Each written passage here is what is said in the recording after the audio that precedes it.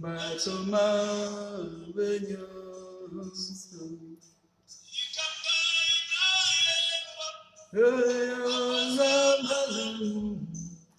Ikangai na yemba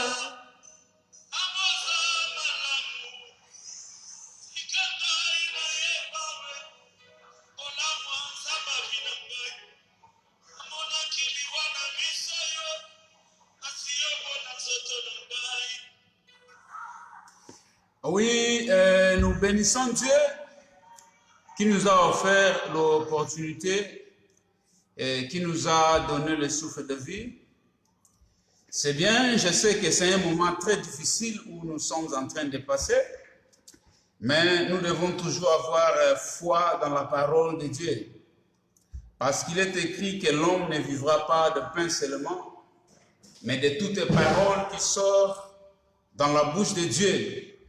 Et certainement, moi je crois, étant chrétien, que les justes ne doivent pas vivre par la vue ou par l'argent, mais le juste doit vivre par la foi.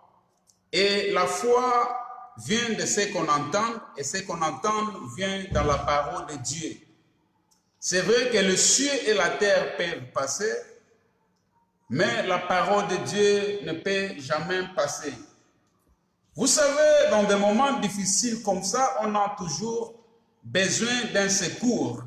Mais la Bible dit que maudit soit quiconque se confie dans l'homme. Maudit soit celui qui prend la chair humaine comme son appui.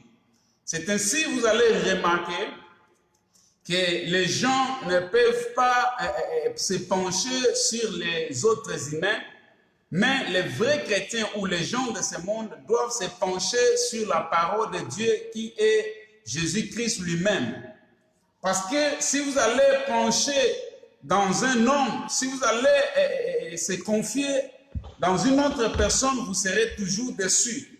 Vous allez remarquer Jacob, quand il avait volé la bénédiction de son frère, il devait maintenant prendre fuite parce que son frère avait décidé de le tuer aussi. Mais vous allez remarquer que pendant que Jacob fuyait, il devait arriver dans un endroit où il faisait sombre. Et dans ces moments difficiles, Jacob était allé et il avait pris une pierre dont il avait reposé sa tête. Et c'est ainsi, au-dessus de cette pierre, que Jacob avait eu une vision claire. Il avait vu les anges qui montaient et qui descendaient, et il avait dit que certainement ce lieu est redoutable. C'est ici la porte du ciel, et Dieu est dans ce lieu, et moi je ne le savais pas. Dans les moments difficiles de Jacob, il avait décidé de prendre une pierre, de mettre sa tête sur une pierre. Et quand on parle d'une pierre, la pierre est l'image de la parole de Dieu, et la parole de Dieu est l'image de Jésus. Dans des moments difficiles comme ça, on doit toujours se pencher sur la parole de Dieu. Parce que c'est la parole qui a été créée, et c'est la parole qui s'est fait être chair, et c'est la parole qui a la puissance, et c'est la parole même qui avait ressuscité Lazare. Mais aujourd'hui, nous allons parler d'un thème très très important. Notre thème sera intitulé sur les habits des sacrificateurs. Donc nous allons parler sur les habits du principal sacrificateur. Vous allez remarquer, si vous allez lire dans le livre de Exode, dans le chapitre 28, du verset 1 jusqu'à 43, vous allez remarquer, là Dieu est en train de donner les instructions à Moïse. Et Dieu avait dit à Moïse de choisir l'une des tribus de Jacob.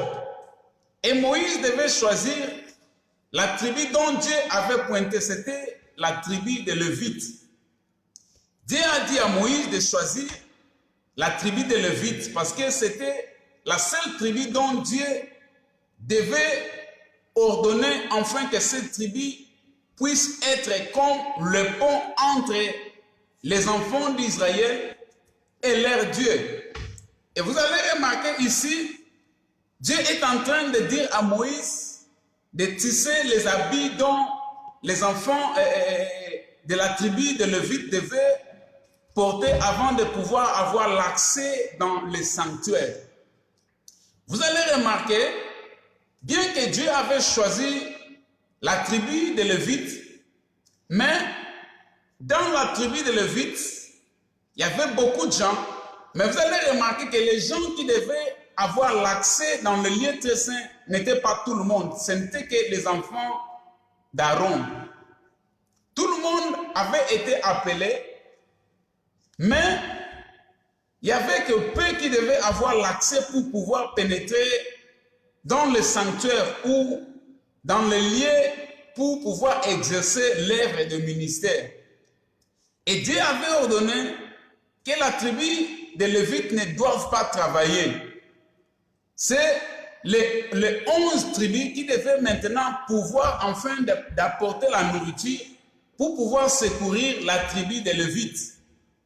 Et c'est à cause de cette histoire que les gens ont mal compris la parole de Dieu. Et vous allez remarquer que tout le monde aujourd'hui dans ce monde, et surtout les pasteurs, les frères en Christ, les évangélistes, il y a beaucoup de gens qui ne veulent plus travailler, soit disant que tous sont appelés à full temps, sont appelés à temps plein. Dans la Bible, Dieu n'a jamais appelé un paresseux. Même Moïse qui était dans la tribu de Lévite, c'était Moïse qui devait tisser les habits, qui veut dire qu'il savait travailler avec ses mains. Dans la Bible, Dieu n'a jamais appelé un paresseux. Mais aujourd'hui, les gens se cachent derrière leur paresse pour dire que Dieu les a appelés à temps plein. Là, je ne suis pas en train d'insulter les hommes de Dieu parce que j'ai beaucoup de respect concernant ces hommes de Dieu, mais je suis en train d'épingler quelque chose. Parce que la Bible aussi dit que mon peuple est détruit par manque de connaissances. Quand il n'y a pas la connaissance, les gens vont se perdre. Beaucoup de gens aujourd'hui ne veulent plus travailler parce qu'ils servent Dieu. Et je vous dis que Dieu n'a jamais appelé un paresseux dans son œuvre. Si vous allez par exemple demander, vous allez remarquer que Dieu, quand il avait appelé Pierre, Pierre travaillait. Pierre était un pécheur. C'était dans son lieu du travail que Jésus l'avait appelé. Quand vous allez demander Matthieu, Matthieu aussi travaillait. Le fils de Zébédée, des gens, tous ces gens, ils travaillaient. Même Gédéon, tout le monde dans la Bible, Dieu les a trouvés là où ils travaillent. Dieu n'a jamais appelé un paresseux. Mais aujourd'hui, les gens se cachent derrière la paresse pour dire que nous sommes tous appelés à temps plein. Oui, je sais que Dieu avait appelé la tribu de Lévite pour exercer l'œuvre du ministère dans le sanctuaire. Mais vous allez remarquer, bien que c'était la tribu de Lévite qui devait exercer, mais pour accéder dans le lieu saint ou dans le lieu très saint, c'était que les enfants d'Aaron, c'était la famille d'Aaron. Et vous allez remarquer ici, quand vous allez lire dans le livre d'Exode, dans le chapitre 28, du verset 1 à 43, vous allez remarquer qu'avant de pouvoir avoir l'accès dans le lieu très saint, Dieu leur avait ordonné les habits qu'ils devaient porter pour exercer. Vous allez remarquer que ces gens devaient avoir une robe en blanche et la robe devait être en matière de fin lin. Fin lin. Quand on parle du fin lin, à cette époque, le fin lin était réservé que pour les rois. Le fin lin était un habit royal. C'est ainsi que vous allez remarquer que Jésus-Christ, dans son apparition, quand il vivait sur la terre, il portait le fin lin, parce qu'il est le roi des rois. Et maintenant, Dieu dit à Moïse de tisser le fin lin pour les enfants d'Aaron, afin de pouvoir accéder dans le lieu très saint pour exercer son œuvre. Mais bien aimé, un sacrificateur ne pouvait pas accéder dans le lieu très saint sans pour autant avoir la robe blanche en lin. Et vous allez remarquer que ces robes blanches, ces robes en lin devaient avoir des turbans et dans leur tête, ils devaient avoir quelque chose comme le mouchoir de tête, comme un chapeau en fin lin, et au-dessus là, Dieu avait dit à Moïse de mettre les turbans en or. C'était ces trois choses. Quand les principaux sacrificateurs accédaient dans le lieu très saint, ils ne pouvaient pas porter d'autres habits. S'ils osaient de porter d'autres habits dans le lieu très saint, Dieu devait le frapper à mort. C'est pourquoi vous allez remarquer que c'était une loi à perpétuité. Mais aujourd'hui, il y a beaucoup de gens. Vous savez, les enfants, tout le monde dans la tribu de Lévite pouvait avoir le droit de manger la ration de Lévite, mais tous les Lévites n'avaient pas le droit d'accéder dans le lieu saint ou dans le lieu très saint. S'il osait, Dieu les frappait à mort. Et aujourd'hui, nous devons savoir, bien qu'on ait appelé les enfants de Dieu, bien qu'on peut être appelé dans le ministère, mais tous, on n'a pas le même grâce, on n'a pas le même don. C'est ainsi l'apôtre Paul est en train de signifier en disant qu'il a distribué les dons, les uns comme apôtres, évangélistes. Tout cela, c'était pour le perfectionnement des saints et en vue de l'édification du corps du Christ. Mais aujourd'hui, nous allons remarquer qu'il y a beaucoup de l'impolitesse dans le ministère de Dieu. Il y a beaucoup de malentendus, il y a beaucoup de fausses croyances dans la parole de Dieu. C'est ainsi aujourd'hui, je me suis décidé de pouvoir parler sur les habits du principal sacrificateur. Les principaux sacrificateurs, avant d'y accéder dans les lieux très saints, devaient porter le fin lin. Et le fin lin est l'image d'autorité. Parce que quand on parle de l'habit, c'est l'image d'autorité. Et le principal sacrificateur ne peut pas accéder dans les lieux très saints avec une autre habit. Il devait avoir exactement ce que Dieu a demandé. Mais aujourd'hui, vous allez remarquer, il y a beaucoup de principaux sacrificateurs qui se sont permis de pénétrer dans les lieux très saints, non avec le fin lin en blanche, mais se sont accédés dans les lieux très saints avec le manteau de Bartimée. Vous savez, Bartimée était un mendiant. Bartimée savait les coins dans la ville de Jéricho pour faire sa mendicité. Et aujourd'hui, il y a beaucoup de gens, il y a beaucoup de serviteurs de Dieu qui sont établis par eux-mêmes, qui ne veulent plus travailler et qui disent que tous sont appelés à temps plein. Non, Dieu n'a jamais appelé un paresseux dans son œuvre. Tout le monde que Dieu avait appelé, ces gens travaillaient. Et Dieu est l'auteur du travail. Dieu avait travaillé pendant 6 jours et le 7e jour, il se reposa dans ce travail. C'est comme ça. C'est ça la loi de chez Dieu. Et quand Dieu même avait placé Adam et Ève dans le jardin d'Éden, la Bible dit que Dieu les avait placés afin de travailler, de cultiver. C'était ça. Dieu est en train d'épingler quelque chose concernant le travail. Nous devons travailler, enfants de Dieu. Nous devons travailler. Même Paul, le plus grand apôtre dans la Bible, Paul était un faiseur de tentes. Paul savait comment faire les tentes pour vendre, afin de ne pas devenir l'obstacle dans la parole de Dieu. Mais Paul faisait ces tentes afin de pouvoir se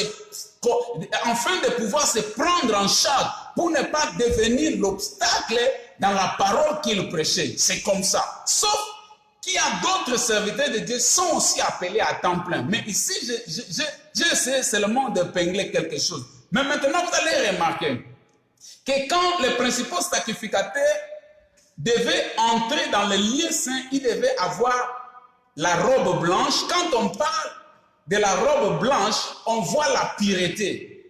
Qu'est-ce que cela veut dire? Dieu voulait seulement nous enseigner que la personne qui devait prendre l'accès dans sa présence doit avoir un cœur pur. C'est pourquoi il est écrit « Ayez le cœur pur car ils verront Dieu ». Quand vous accédez dans le lieu très saint ou dans le lieu saint, avec la robe rouge ou la robe jaune, Dieu devait vous frapper dans sa présence, dans le lieu saint. Dieu devait vous frapper. Pourquoi? Parce que vous n'avez pas accepté d'obéir de ce que la Bible dit. Et vous allez remarquer que quand il faisait son entrée dans le lieu très saint, il devait avoir le turban en or ici, quand on parle de l'or, c'est la divinité. Et cet turban ne devait pas être porté dans ses pieds ou dans ses mains, c'était sur sa tête. Cela voulait dire que la personne qui a la responsabilité des gens doivent premièrement porter dans sa tête, doivent être concentrée ou concentrée aux choses divines. C'est ça l'importance d'avoir l'or. Ils avaient le turban en or. Et quand on parle de l'or, c'est la divinité. Et vous allez remarquer, au-dessus de cela, il y avait une chose comme le foulard qui devait mettre dans sa tête afin de pouvoir prendre l'accès de faire ce que Dieu leur avait demandé. Mais aujourd'hui, l'évangile de Dieu a perdu son importance et l'œuvre de Dieu a perdu sa considération parce qu'il y a beaucoup de gens qui se sont accédés dans l'œuvre de ministère, non avec la robe que Dieu a demandé, mais ce sont des gens qui se sont accédés dans l'œuvre de Dieu avec leurs propres ailes et leurs propres habits. Mais bien aimés dans le Seigneur, vous allez remarquer que nous sommes dans un moment très difficile où il y a un virus qui sort du néant. Maintenant, tout le monde est confiné. En Égypte, quand les choses ne marchaient pas bien, les rois avaient décidé de faire le recours à Dieu. Et pour faire le recours à Dieu, ils devaient aller chercher Joseph. Bien qu'il était dans la prison, mais on devait aller le chercher. Mais aujourd'hui, il y a un virus qui vient de sortir. Il y a un virus qui vient de sortir et qui est en train de détruire la population, qui est en train de détruire les œuvres de Dieu, qui est en train de détruire l'homme. Vous allez remarquer que les gouvernements n'ont pas demandé les hommes de Dieu, que devons-nous faire? Parce que face à ce virus, les docteurs n'ont pas la solution. Les OMC, il n'y a pas la solution. Les hommes sages, les scientifiques, il n'y a pas la solution. Maintenant, les gouvernements de ce monde devaient premièrement appeler les hommes de Dieu. C'est ce qui s'était fait même à Babylone. Quand tout ne semblait pas bon, on avait allé demander à Daniel. Et c'était Daniel qui devait apporter la réponse. En Égypte, de même, quand les choses ne marchaient pas bien, quand il y avait quelque chose qui ne sonnait pas bien, on devait aller chercher Joseph. Et aujourd'hui, il n'y a pas de Joseph. Il n'y a pas des hommes de Dieu que les gouvernements peuvent considérer. Pourquoi? Parce que la majorité des gens qu'on croyait être hommes de Dieu, ce ne sont pas de vrais hommes de Dieu. Les gens qu'on croyait apporter la solution ou le salut dans l'église de Dieu ne sont que ceux qui sont venus nous apporter l'évangile de la mendicité. Il y a beaucoup de gens qui s'appellent eux-mêmes serviteurs de Dieu, qui disent qu'ils sont de la tribu de Lévite. Mais en réalité, ce ne sont pas des gens dans la tribu de Lévite, mais ce sont les ramassis. Ce sont des gens qui viennent pour détruire la valeur de la parole et la considération des hommes de Dieu dans le ministère. C'est pourquoi vous allez remarquer, face à une situation comme ça, le monde a commencé à déconfiner. Il y a d'autres places qu'on trouve les gens travaillent à 50, à 40, à 20, même à 10. Mais pourquoi les gouvernements ne peuvent pas décider pour dire que non, nous déconfinons? Même les églises doivent commencer à faire ce qui, en rassemblant 20, 30 ou 10 personnes. Pourquoi le gouvernement est catégoriquement concernant les rassemblements écuménistes ou les rassemblements religieux?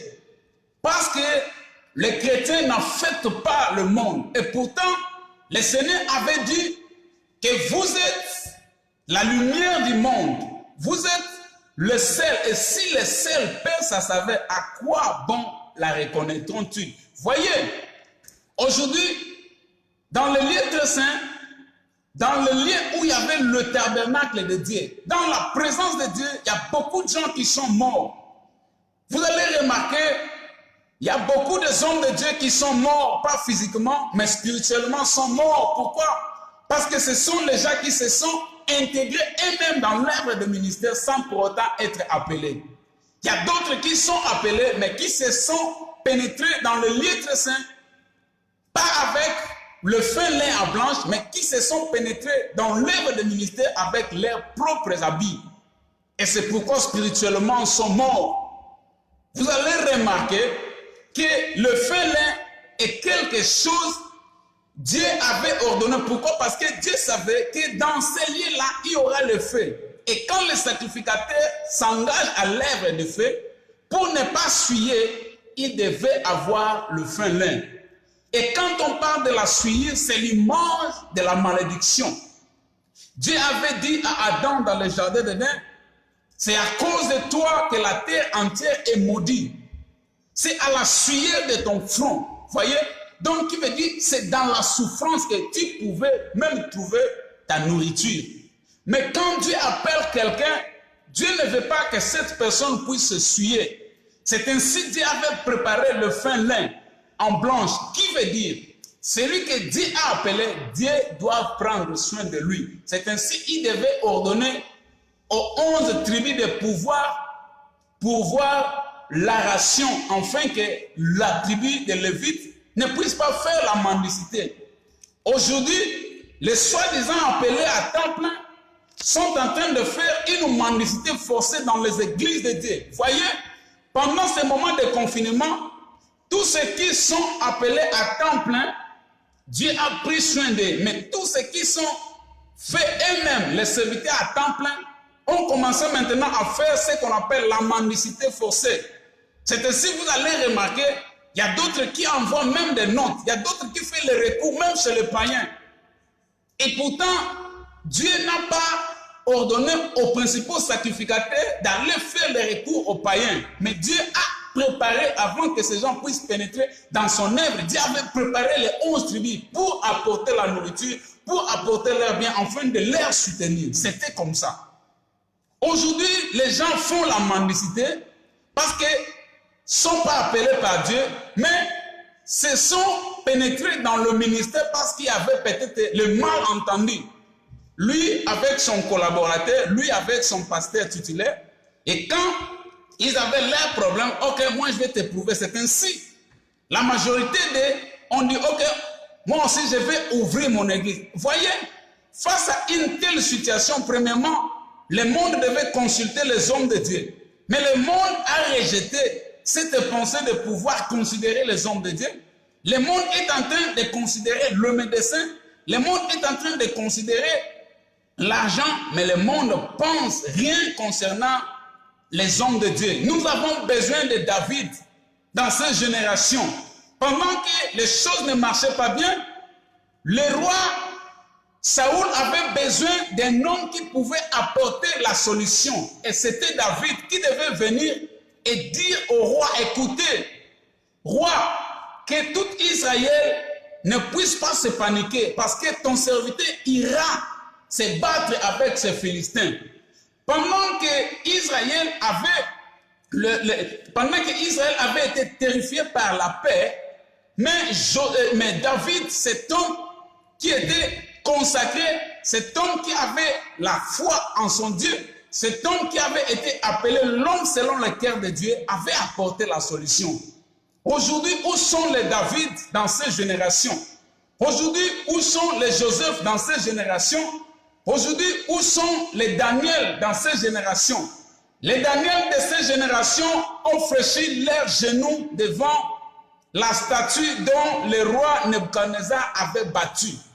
Écoutez, quand le roi avait décidé que quiconque ne va pas fléchir ses genoux sur la statue dont j'ai bâti sera mis à mort.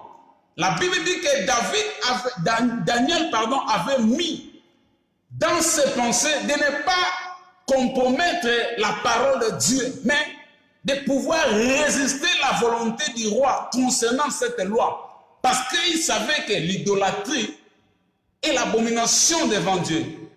Aujourd'hui, beaucoup de soi-disant serviteurs de Dieu ont fléchi les genoux devant l'argent.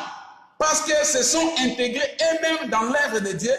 Et maintenant qu'ils se retrouvent face à une situation un peu bizarre, ils se lancent dans la politique, ils se lancent dans la franc-maçonnerie, et ils se lancent dans les cultures africaines. C'est ainsi que vous allez remarquer que Dieu est en train de les exterminer l'un après l'autre. Pourquoi? Parce qu'il n'y a pas la divinité de Dieu en eux. Les principaux sacrificateurs devaient avoir un turban en or, qui veut dire, dans tes pensées, tu dois être emporté par les choses de Dieu. C'était ça. Mais les serviteurs d'aujourd'hui sont bornés, pensés à l'argent, à construire des maisons, à rouler dans de belles voitures et habiter dans de belles quartiers. C'était pas ça que Dieu a appelé. Jean-Baptiste avait été un homme appelé pour proclamer. Avant l'avènement du Christ, c'était Jean-Baptiste. Vous allez remarquer que lui-même, Jean-Baptiste, n'avait pas même une voiture. Cet homme était dans le désert, nuit et jour, lui faisait ce que Dieu lui avait ordonné de faire. Aujourd'hui, où sont les Jean-Baptistes? Les gens qui seront consacrés, qui seront concentrés à faire ce que Dieu les a appelés de faire. Vous allez remarquer, lui-même le Seigneur, notre icône, n'avait ni une maison. Quand le jeune était venu pour lui dire que laisse-moi te suivre, qu'est-ce qu'il lui avait dit? Jésus lui avait dit que non, les renards ont des taniers, les oiseaux ont leur nid, mais le Fils de l'homme n'a aucune place à reposer sa tête. Voyez, mais aujourd'hui, on a tout abandonné à la poursuite de l'argent, à la poursuite des vanités. Et voyez aujourd'hui, j'ai même lu un journal français qui disait que les gens avaient été contaminés avec l'épidémie de la coronavirus en France dans une église. Et pourtant, l'église est un pilier de la gloire de Dieu. L'église est l'image de l'armée céleste de Dieu sur la terre. C'est ainsi Jésus avait dit que Pierre, sur toi, je bâtirai mon église et les portes de ce jour de monde ne préviendront point contre elle. Je te donnerai la clé. Ce que tu lieras sur la terre sera lié aussi dans le ciel. Voyez, l'église a perdu son autorité. L'église a perdu sa puissance parce que les gens que Dieu croyait apporter le salut sur la terre, ce sont des gens qui sont maintenant dans les églises afin de pouvoir poursuivre les choses périssables. Pendant que les pasteurs sont en train de poursuivre les choses périssables, laissez-moi vous dire que Bill Gates ne dort pas. Vous allez remarquer, il y a quelques gens qui ont même suivi comme moi. Bill Gates a bien dit qu'il s'est détaché de son service de Microsoft. Il va être concentré à la vaccination. Et je vous dis, cette vaccination que Bill Gates est en train de chercher pour apporter dans le monde, ce n'est pas la vaccination afin de chercher le salut, non. C'est une vaccination pour pouvoir chercher la destruction de l'homme. Parce que c'est quelqu'un qui a donné son esprit, sa chair et son corps au diable. Donc Bill Gates est l'instrument du diable. Il a bien mentionné en disant qu'il va se détacher dans son travail de Microsoft et il va être borné dans son œuvre à la recherche de vacciner. Voyez, et ce vacciner, comment on va vacciner? Vous allez remarquer que dans ce vaccin-là, on va mettre quelque chose comme la SIM card, comme la carte mémoire. Et cette chose, c'est cette chose qu'on va vous injecter. Et cette chose sera liée à toutes vos identités, à vos comptes bancaires, à tous vos contenus, tout ce que vous aviez seront mentionnés. Et cette chose va leur donner l'accès de pouvoir vous repérer là où vous êtes, même l'adresse. C'est comme ça, premièrement, ils vont avoir l'accès de vous contrôler comme les animaux dans leur ferme. Et deuxièmement, les jours viendront, on va vous dire que non, pour la civilisation, maintenant la technologie a update ces histoires. on ne va plus utiliser parce qu'au moment où nous sommes, ces gens ne dorment pas. Nous dormons, nous on se promène, on badine, on se chamaille pour de petites choses, mais ces gens ne dorment pas. Ce sont des gens qui sont en train de chercher comment mondialiser le monde. Vous voyez? Sont en train de chercher de vastes moyens afin de pouvoir mondialiser. Le jour venant, vous allez remarquer que le monde va utiliser une seule monnaie. Et c'est au travers de cette mondialisation que l'importance de cette SIM card, la mémoire qu'on va vous injecter, va produire maintenant ses effets. On va commencer à vous transférer l'argent, les soins médicaux, toutes les choses que vous avez besoin sur la terre. Sans cela, vous n'achèterez pas et vous ne vendrez pas. Au moment où vous dormez, Bill Gates est en train de chercher comment mondialiser. Vous devez vous concentrer à l'œuvre que Dieu vous a appelé pour comprendre. Le livre d'Apocalypse, chapitre 13 et le 18. J'appelle les hommes de Dieu de revenir sur le pas et sur la connaissance de la parole de Dieu. C'est très important. Cessez de vous chamailler. Cessez des divisions. Concentrons-nous parce que le temps est grave, l'air est dur. Dieu nous a appelés enfin de pouvoir faire l'œuvre qu'il nous a appelés pour et non pour se chamailler. Dieu ne nous a pas appelés dans son église afin de chercher l'argent. Dieu ne nous a pas appelés pour faire la mendicité dans les églises. Vous allez remarquer que les turbans étaient en or, la divinité. Donc, sur la tête de celui que Dieu a appelé doivent être que les choses de Dieu.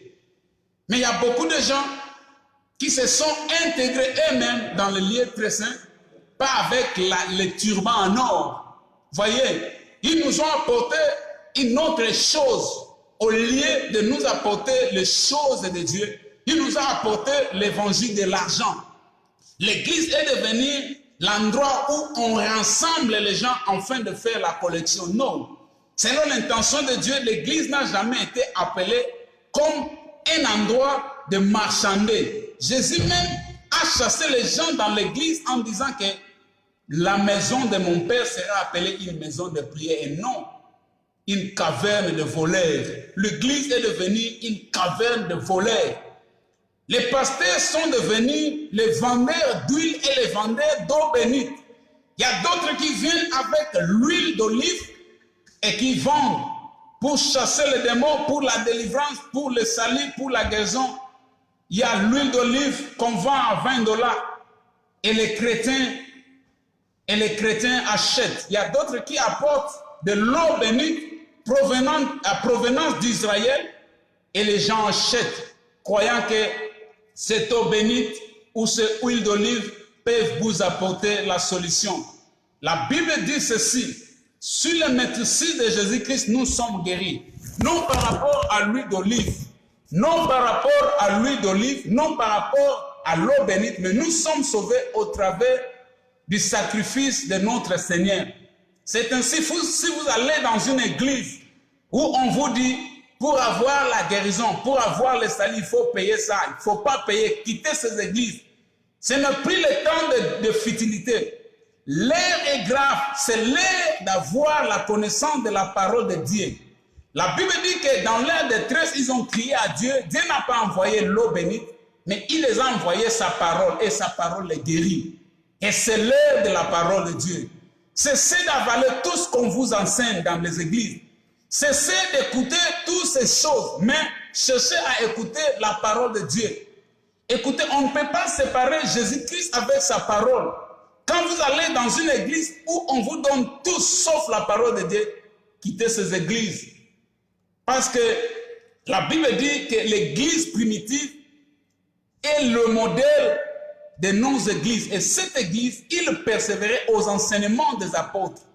Dans la communion fraternelle, dans l'enseignement des apôtres, dans la communion fraternelle et dans la prière. C'est ainsi Dieu faisait de miracles extraordinaires dans cette église. Pourquoi? Parce que dans le pensée des dirigeants de cette église, qui sont les apôtres, n'étaient que les choses de Dieu et non l'argent, et non l'amour de l'argent.